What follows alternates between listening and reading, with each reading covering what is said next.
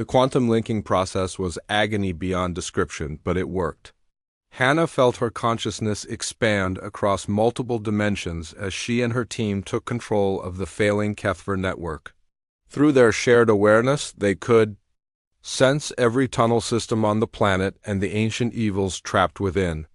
Director Choi's mining operation had become a disaster. The Voidwalkers emerging from the breach seals were not staying contained.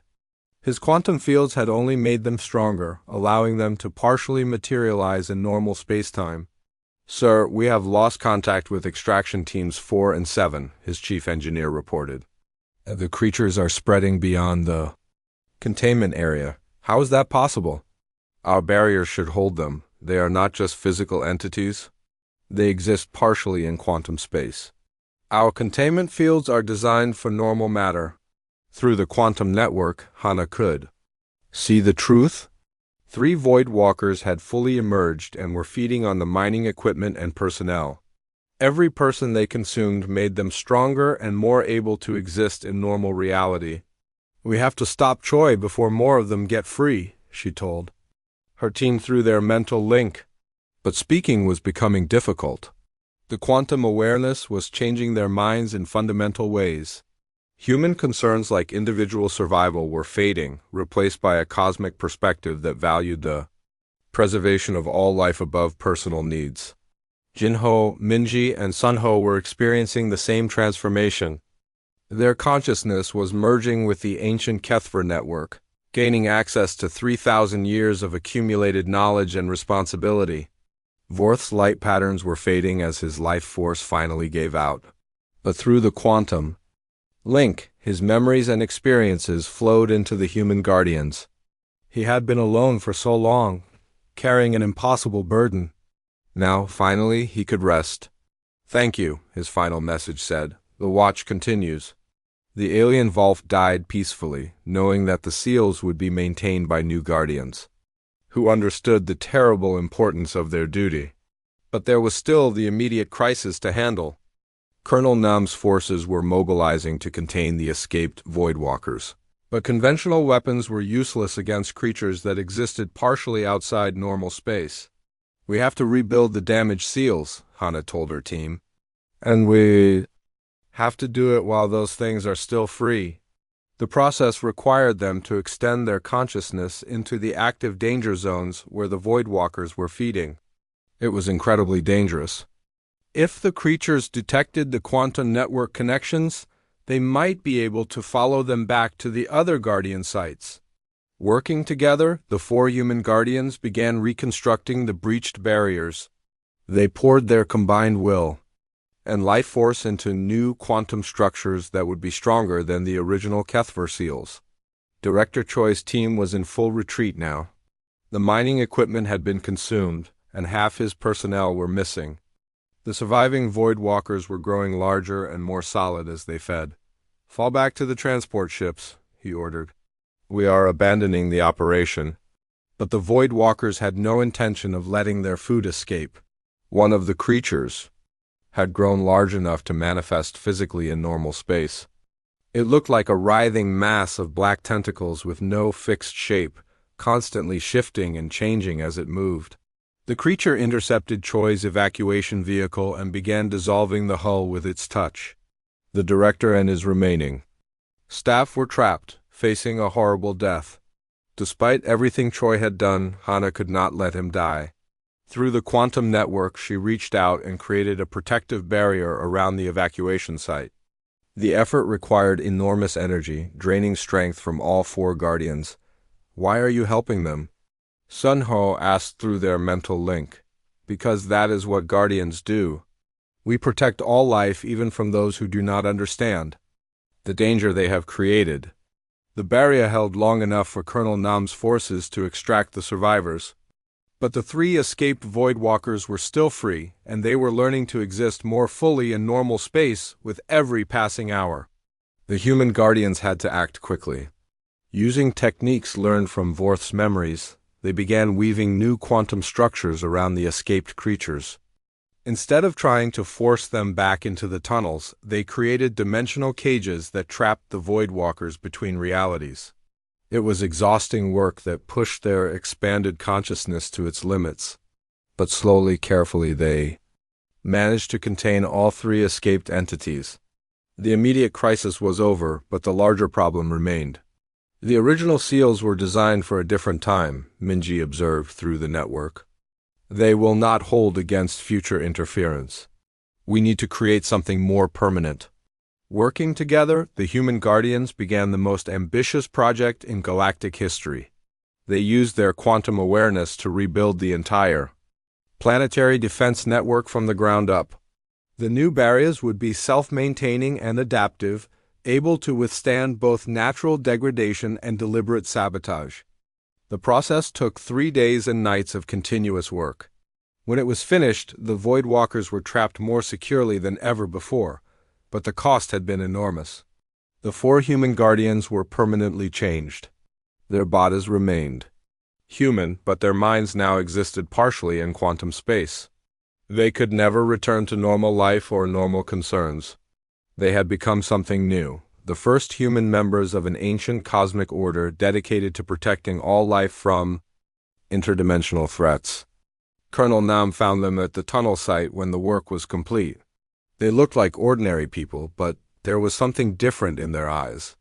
A depth of awareness that spoke of knowledge spanning multiple realities. "Is it over?" he asked. "For now," Hannah replied. But this planet was not the only world threatened by the Voidwalkers. We can sense other dimensional weak points throughout the galaxy, other places where the barriers are failing. What will you do? What the Kethver did. What Vorth did for 3,000 years? We will stand guard, we will maintain the barriers. We will protect worlds that do not even know they are in danger. The human guardians had found their place in the cosmos, not as conquerors or explorers, but as protectors of all life against forces that would consume existence itself. It was a lonely duty that would last for millennia, but they no longer faced it alone. As the transport ships departed, carrying the evacuated research teams back to Earth, the 4 guardians remained at their posts. They had become the galaxy's newest line of defense against an ancient evil, carrying on a tradition that stretched back thousands of years. Director Choi's mining operation had been a complete failure, but it had led to something far more important. Humanity had proven itself worthy of joining the cosmic community as guardians rather than exploiters. And somewhere in the quantum space between realities, the spirit of an ancient alien Volf finally rested in peace, knowing that his long watch was over and the galaxy was in capable hands. Chat controls Sonnet 4. Hannah gathered her small team in secret. Besides Jinho and Minji, she had recruited engineer Sun Ho Yoon and Dr. Kyung Min Roo, who had defected from Director Choi's corporate team after seeing the Void Walker emergence. "What you are asking is impossible," Kyungmin said after Hana explained the quantum guardian process. "Human brains are not designed to maintain consciousness across multiple dimensions." "The Kethver did not think they could do it either," Hannah replied, "but they learned." And Vorth believes humans have the same potential. Minji had been working on the technical aspects. I have been studying the quantum resonance patterns. In theory, we could modify our neural implants to interface with the Kethver network, but the process would be irreversible. What exactly would happen to us? Sunho asked. Vorth answered through the translator. Your consciousness expands. You become aware of multiple realities at once. Your bodies remain human, but your minds become something more. And something less? Less? Jino questioned. You lose the ability to think only of yourselves. The needs of the many become physically painful to ignore. You will spend your lives maintaining barriers that protect worlds you will never see. It was a sobering description. They would become cosmic guardians, but at the cost of their individual humanity. Colonel Nam arrived with urgent news. Director Choi is planning to breach the tunnel systems tomorrow. He believes he can capture and study the Void Walkers. I have orders to evacuate all non-essential personnel, but I am willing to delay if you think you can stop this. We need more time, Hannah said. The quantum linking process is complex. If we rush it, we could make things worse. You have 12 hours. After that, I cannot guarantee your safety. As the team worked through the night, Director Choi was implementing his own plan. He had brought specialized drilling equipment and quantum containment fields. His goal was to create controlled breaches in the tunnel seals, allowing him to study and capture Voidwalker specimens. The potential applications are unlimited, he explained to his investors via secure transmission. These creatures exist partially outside normal space-time. If we can harness their abilities, we could revolutionize transportation, communication, even weapons technology. Dr. Kyungmin, who was secretly helping Hannah's team, sabotaged some of the containment equipment. But there was only so much he could do without being detected. At dawn, Hannah made the final preparations for the quantum linking process. Vorth had guided them through the technical requirements, but the rest would have to be improvised. No human had ever attempted anything like this before. I will go first, Hannah announced. If the process kills me, the rest of you can try a different approach. Absolutely not, Jinho said. We do this together or not at all. A quantum network requires multiple consciousness nodes, Minji added. We need at least 4 people, linked simultaneously for it to work. Vorth's light patterns flickered weakly. Time grows short. Voidwalkers sense the failing seal. They prepare for emergence. As if summoned by his words, Director Choi's drilling equipment began its work on the far side of the tunnel. The first containment breach sent shockwaves through the entire quantum network. Alarms sounded at research stations across the planet. As energy readings spiked, "They are starting the extraction," Colonel Nam reported over the radio. "I cannot stop them without direct orders from Earth Command." Hannah looked at her team. "This is it. We link now or we lose everything." The 4 scientists activated their modified neural implants and joined hands around Vorth. The alien Volf used the last of his strength to open the quantum connection to the Kethver network. The pain was immediate and overwhelming. Hannah felt her consciousness torn apart and stretched across 8 different dimensional points. She could suddenly sense the locations of all the tunnel systems, feel the pressure of the Void Walkers pressing against the weakening barriers, but she could also feel her teammates. Jinho's steady determination, Minji's brilliant analytical mind, Sunho's practical problem-solving skills. Their combined consciousness was stronger than any individual could be. Together, they reached out and grasped the failing quantum seals. The process required them to think in ways that human brains were never meant to think, to perceive realities that existed beyond normal spacetime. Director Choi's drilling had breached 2 of the tunnel seals. Dark tentacles were already emerging, and his containment fields were failing. The Voidwalkers were adapting faster than his equipment could compensate. "Containment breach in sectors 4 and 7, his chief engineer reported. "The creatures are not responding to our control methods. Increase power to the containment fields." "Sir, they are feeding on the energy. Our attempts to contain them are making them stronger." As the human consciousness network stabilized, Hannah felt knowledge flowing from Vorth into their shared awareness. 3,000 years of Guardian experience, techniques for managing quantum barriers, and the terrible understanding of what would happen if they failed. She could see the Voidwalkers clearly now. They were not evil in any human sense, but they were completely alien. They experienced reality as a constant hunger, consuming energy and consciousness to fuel their existence.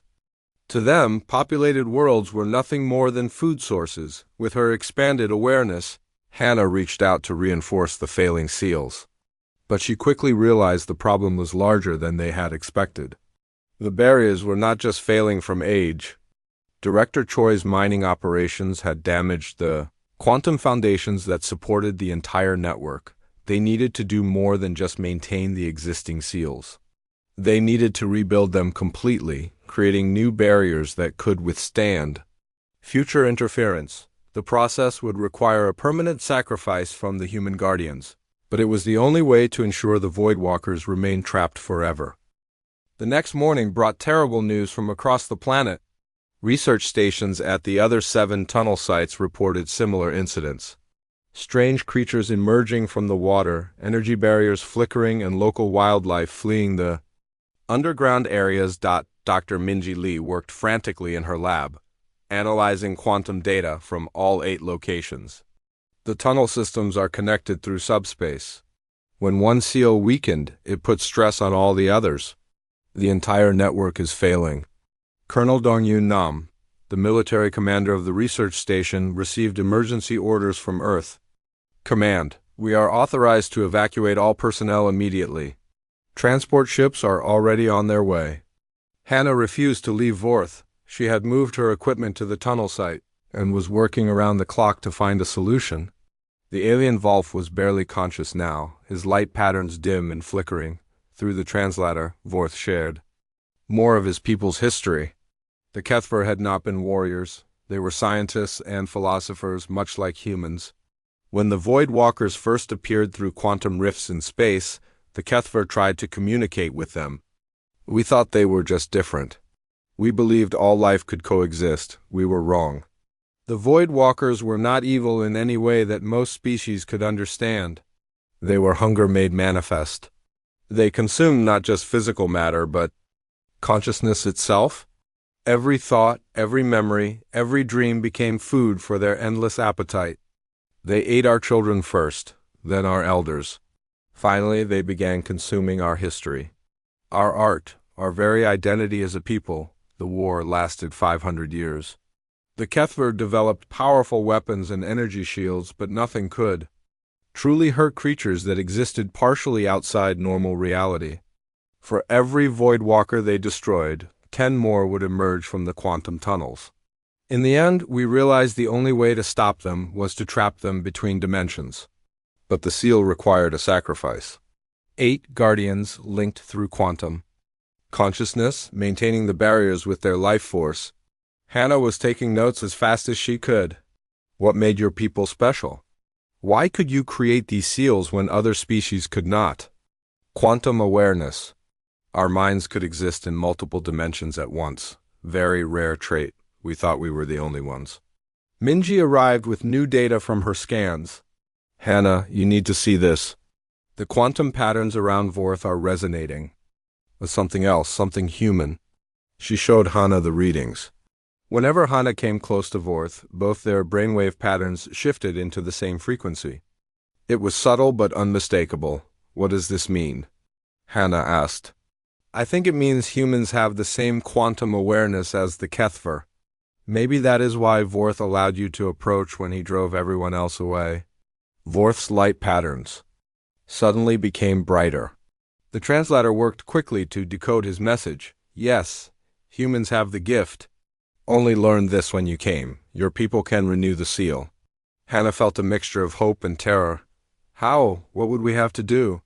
Link consciousness to quantum network. Become new guardians. But the process changes you forever. You would no longer be fully human. Meanwhile, Director Choi was making plans of his own.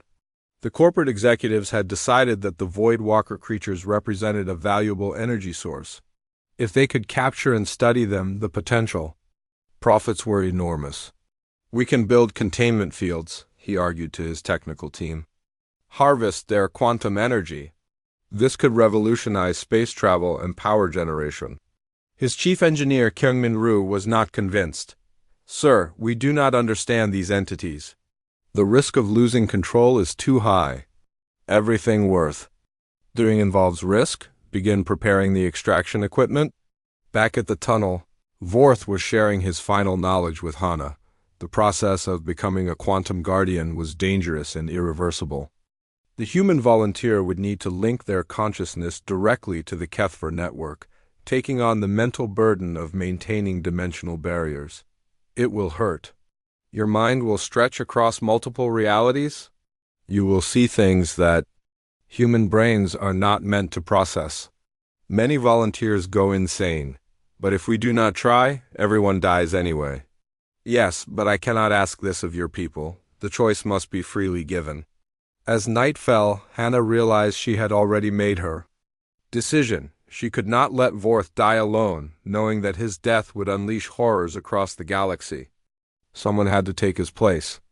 And if humans truly had the quantum awareness needed to maintain the seals, then it was their responsibility to act. She just had to convince the others to help her, and hope that Director Choi's greed did not doom them all before they could complete the quantum linking process. The fate of every living world now rested on a dying alien Volf, and a small group of human scientists who were about to attempt something that might save the galaxy or destroy their minds in the process. 2 weeks later, the mining ships arrived. Director Taiwu Choi stepped off the main transport with the confidence of a man who had turned dozens of dead worlds into profitable operations. He was not interested in hearing about alien artifacts or energy readings. Dr. Kim, I understand you have been conducting unauthorized research in the tunnel systems. This ends now. My teams need full access to begin operations. Hannah tried to explain about Vorth and the Kethver seals, but Director Choi cut her off. I have read your reports. One dying animal and some old cave paintings are not going to stop a billion credit mining operation. The corporate security team was already loading tranquilizer equipment. They planned to move Vorth away from Tunnel 7 so the excavation could begin. Hannah felt helpless as she watched them march toward the site. She ran ahead to warn Vorth. The alien Volf was weaker than ever, barely able to lift his head. But when he saw the approaching humans with their heavy equipment, his fur began glowing with angry red patterns. They want to move you, Hannah explained through the translator. I tried to stop them, but they will not listen. Vorth's response was immediate and frightening. Cannot move. Seal breaks. All die. The mining team arrived with Director Choi leading them. Stand aside, Dr. Kim. We are going to relocate this creature safely. You do not understand. He cannot leave. If he does, something terrible will happen. Enough of this nonsense. Wilson, hit it with the tranquilizer. The security chief raised his weapon and fired. The dart struck Vorth in the shoulder. But instead of falling unconscious, the alien Volf roared in pain and fury. His entire body erupted in blinding white light. The tunnel behind him began to shake. The water level dropped rapidly, revealing a passage that went deep into the planet's core. And from that darkness came a sound that made everyone freeze in terror. A wet, sliding noise like something massive dragging itself up from the depths. Then they saw it. A black tentacle as thick as a tree trunk emerged from the tunnel mouth. The surface of the creature was wrong somehow, seeming to absorb light rather than reflect it. Where the tentacle touched the stone walls, the rock began to crumble and turn gray. The mining team screamed and ran. Director Choi stumbled backward, his face pale with shock. Only Hannah stayed, watching as Vorth fought to reseal the tunnel. The alien Volf was using his own life force to power the ancient barriers. His fur dimmed as energy poured out of him and into the carved symbols on the tunnel walls. Slowly, painfully, the water level began to rise again. The black tentacle writhed and struck at Vorth, but an invisible force field kept it away from the Guardian. After 10 minutes of struggle, the tentacle retreated back into the darkness.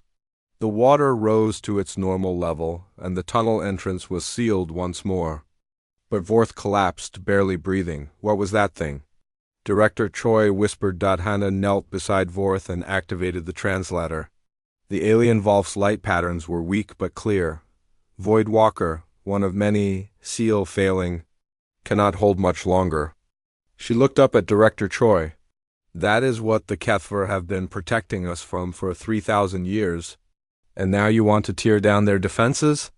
The director was shaken but not convinced. Even if that creature is real, we can contain it. Build better barriers, use our technology. You do not understand. There are not just one or two of them. Vorth's people fought a war against an entire species of these things. And they lost. The only reason we are all alive is because the Kethver sacrificed themselves to build these seals. Jinho arrived with Dr. Minji Lee, the station's quantum physicist. She had been analyzing the energy readings during the incident. Her face was pale as she shared her findings. The energy signature from that tentacle creature was unlike anything in our databases. It exists partially outside normal spacetime. And the quantum resonance patterns suggest there are dozens more of these entities in the connected tunnel systems. Director Choi was quiet for a long time. Finally, he said, I need to report this to corporate headquarters. But I am not shutting down the mining operation based on one incident. As the corporate team retreated to their ship, Hana stayed with Vorth. The alien Volf was dying. The effort of resealing the tunnel had drained most of his remaining strength. How long do we have? She asked. Vorth's response was barely visible through the translator. Days, maybe hours. When I die, all seals fail, void walkers spread across galaxy. Hana felt the weight of the universe pressing down on her. In trying to save one alien creature, she had discovered that the fate of all life in the galaxy rested on his shoulders. And now she had to find a way to help him, or everything would be lost. The mining ships waited in orbit, ready to begin operations that would doom every living world. And deep below the water, ancient evils stirred in their quantum prisons, sensing that freedom was almost within their grasp. 3 days had passed since Hana first met the alien Volf. She returned to the tunnel every morning with food and medical supplies. The creature, which she had started calling Vorth after the sounds it made, was slowly trusting her more. Jinho was not happy about her daily visits. You are taking too many risks, Hana. We still know nothing about this creature. It could be dangerous. Dangerous? Look at it, Jinho. It can barely stand. If anything, I'm dangerous to it. But Hana knew Jinho was worried for good reasons. The energy readings from the tunnel had grown stronger each day. Whatever was down there was becoming more active. And Vorth seemed to know it too. The alien Volf was growing more restless, its light patterns becoming faster and more urgent. On the 4th day, Hana brought a portable translator device. It was experimental technology designed to find patterns in alien communication. She had used it successfully with simple creatures on other worlds, but never with anything this complex. Vorth watched as she set up the equipment. The Volf's fur began glowing in slow, deliberate patterns. The translator worked for hours, analyzing the light sequences. Finally, it produced its first translation. Ancient duty, guard alone. Hana felt a chill run down her spine. The words confirmed what she had suspected. Vorth was not just hiding near the tunnel by accident. He was here on purpose, fulfilling some kind of mission. Over the next few days, the translations became more detailed. Vorth told his story in fragments, using light patterns that took hours to decode. His people were called the Kethver. They had lived on this planet for thousands of years before humans arrived. Where are the others of your kind? Hana asked. Through the translator, the response was heartbreaking. Dead, all dead, sacrificed for the seal. Vorth showed her ancient carved symbols on the tunnel walls that Hana had missed before. The images depicted great battles between the Kethver and something else. Dark shapes with too many arms and no fixed form. Creatures that seemed to eat light itself. What are those things? Hana asked. Void walkers, they consume, they hunger. They come from the space between stars. The story that emerged was terrifying. Long ago, these void walkers had found a way to enter this dimension through quantum tunnels that connected to the planet's underground water systems. The Kethver fought them for centuries, but the aliens were too powerful. They ate not just flesh and blood, but memories and souls. The Kethver made a final desperate choice. They used all their technology and life force to create a massive seal that would trap the void walkers in the deep tunnels. But the seal needed guardians. Volunteers who would spend their entire lives maintaining the energy barriers they kept the creatures trapped. How long have you been here? Hana asked. 3,000 years. Last guardian, all others dead. Hana stared at Vorth in shock. He had been alone for 3 millennia, slowly starving but never abandoning his post. The dedication was beyond anything she could imagine. Why do you stay? You could leave, find food, live freely? Vorth's response was simple but filled with terrible weight. If I leave, they escape. If they escape, all worlds die. That evening, Hana returned to the research station with a heavy heart. She found Jinho in the main lab, analyzing the data she had been collecting. The energy readings are getting worse, he said without looking up. Whatever is down there is trying to break out, and there are similar readings at 7 other locations across the planet. Hannah felt sick. 7 other locations? Underground water systems, all connected. It is like a network of some kind. She thought about Vorth's story. If there were 8 tunnel systems total, then there had once been 8 guardians. Now only Vorth remained, trying to maintain seals that had been designed for 8 Kefir working together. Jinho, I need to tell you something, and you are not going to like it. She explained everything she had learned from Vorth, the Ancient. War, the Void Walkers, the sacrificial seal that had saved the galaxy from interdimensional parasites. Jinho listened with growing horror. This is insane, Hana. You are talking about monsters from another dimension. How can we verify any of this? Look at the data. Energy spikes at 8 locations, all connected by underground water. A dying alien that has been guarding one tunnel for 3,000 years. Ancient carvings that match his story. What other explanation makes sense? Jinho was quiet for a long time. Finally he said, if this is true, if these void walkers are real, then we have a problem. The Colonial Authority wants to start mining operations here next month. They plan to drain the underground water systems and excavate the tunnel networks. Hannah felt the blood drain from her face. We have to stop them. How? We are just scientists. They will not listen to stories about ancient aliens and interdimensional monsters. Then we have to find proof. Real evidence that even the corporate executives cannot ignore. But as Hannah looked at the energy readings from the tunnels, she wondered if they had enough time. The seals were failing after 3,000 years. Vorth was dying. And somewhere deep below the water, something hungry was starting to wake up. She had found a guardian protecting the galaxy from an ancient evil. Now, she had to figure out how to help him before it was too late. Dr. Hannah Kim wiped the sweat from her forehead as she checked her scanner for the 3rd time that morning. The readings were impossible. Energy signatures this strong should not exist on a dead planet like Kepler 442b she had been working on. This remote research station for 2 years, studying the abandoned world that humanity had recently claimed for mining operations. The planet was supposed to be empty.